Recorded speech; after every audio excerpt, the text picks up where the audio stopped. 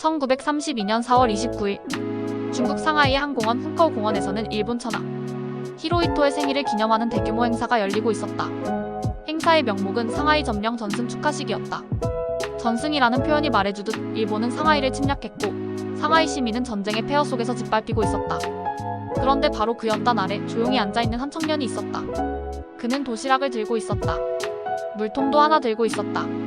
그리고 잠시 뒤 그 도시락과 물통은 일본 고관대작을 향해 날아들었다. 쾅! 그 한 방의 폭발음은 조선의 독립운동사를 바꿔놓았고 중국을 뒤흔들었으며 세계 열강의 시선을 바꿨다. 그 주인공 윤봉길? 단 25살의 조선 청년이었다.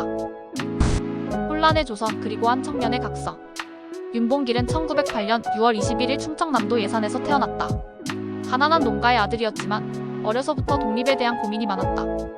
10대 시절부터 그는 자주 당군의 역사, 동학혁명, 의병활동 등을 책으로 배웠고 나중엔 자신이 직접 소년 잡지를 만들고 농촌계몽운동을 시작한다. 그는 전국을 돌아다니며 무력투쟁 없이 조선의 독립은 없다는 신념을 설파했다. 그리고 결국 결심한다. 나는 싸우는 독립운동가가 되겠다. 1930년 윤봉길은 모든 것을 정리하고 중국 상하이로 떠난다. 그곳엔 대한민국 임시정부가 있었고 백범 김구가 있었다. 김구와의 만남 폭탄을 선택한 이유. 김구는 윤봉길을 처음 만났을 때 이렇게 적었다. 그의 눈빛은 망설임이 없었다. 윤봉길은 임시정부의 문을 두드리며 이렇게 말했다.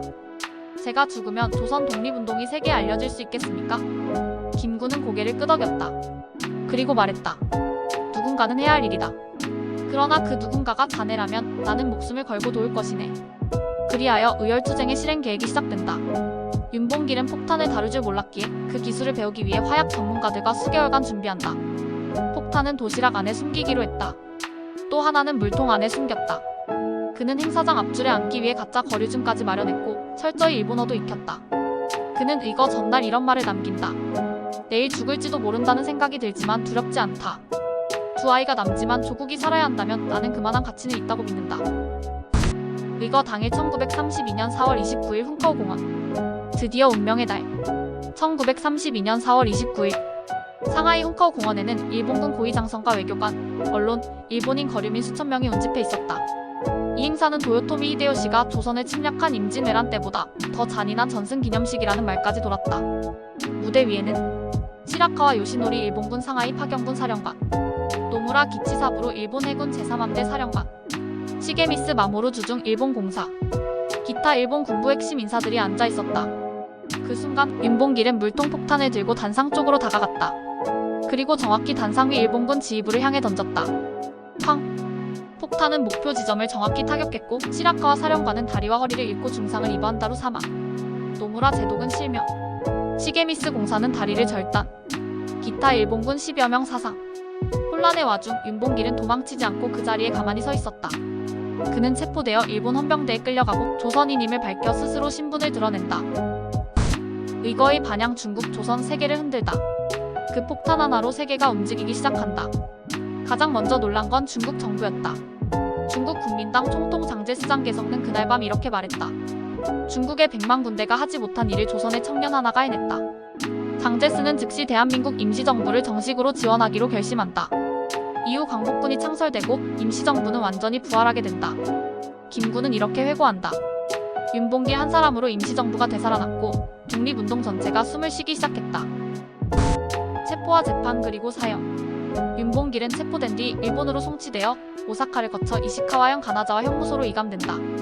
형식적인 재판이 진행되고 일본군은 곧장 사형을 선고한다. 그리고 1932년 12월 19일 오전 그는 총사령에 처해진다. 25 너무도 짧은 인생이었다. 하지만 그 짧은 인생은 수천만 조선인의 역사보다 더 깊고 넓었다. 그가 마지막으로 남긴 유서는 두 아들을 향한 편지였다. 너희도 만일 피가 있고 뼈가 있다면 반드시 조선을 위하여 용감한 투사가 되어라. 태극의 깃발을 높이 드날리고 나의 빈 무덤 앞에 찾아와 한 잔 술을 부어놓으라. 그리고 너희들은 압이 없음을 슬퍼하지 말아라. 해방 후 뒤늦은 귀향과 조국의 품으로. 해방 이후 윤봉길 의사의 기회는 김구 선생의 끈질긴 노력 끝에 1955년 대한민국으로 봉환되어 서울 효창공원에 안장된다. 그의 묘 옆에는 김구, 이봉창, 백정기, 안중근 같은 투사들이 함께 누워있다. 그리고 오늘날 대한민국의 독립기념관, 서대문형 무소, 국립현충원, 상하이 대한민국 임시정부 유적지에는 언제나 윤봉길이라는 이름이 가장 또렷하게 새겨져 있다. 윤봉길 의거에 의해 민족과 인류를 깨우다. 윤봉길의 의거는 단지 폭탄을 던진 한 사건이 아니다. 그건 조선이라는 나라가 일제치하에서도 살아있다는 것을 세계에 증명한 외침이었다. 그건 동지들에게는 희망의 불씨, 적들에게는 두려움의 그림자, 백성들에게는 자존심의 복원이었다. 그리고 무엇보다 후손들에게는 잊지 말아야 할 이름이 되었다. 마지막 문장 그리고 지금 우리가 해야 할 일. 1932년 4월 29일 상하이 훈커 공원에서 울린 한 발의 폭탄 소리. 그건 단지 금속이 터지는 소리가 아니라 조선이라는 나라가 다시 태어나는 심장의 박동이었다. 그리고 그 한 발로 인해 우리는 다시 우리의 이름을 되찾을 수 있었다. 우리가 지금 기억해야 할 건 그가 던진 폭탄이 아니라 그가 품었던 나라에 대한 사랑, 사람에 대한 책임, 자유에 대한 신념이다. 그날 그는 목숨을 던졌고 오늘 우리는 그 이름을 불러야 한다. 윤봉길. 그는 죽어서도 나라를 일으킨 사내였다.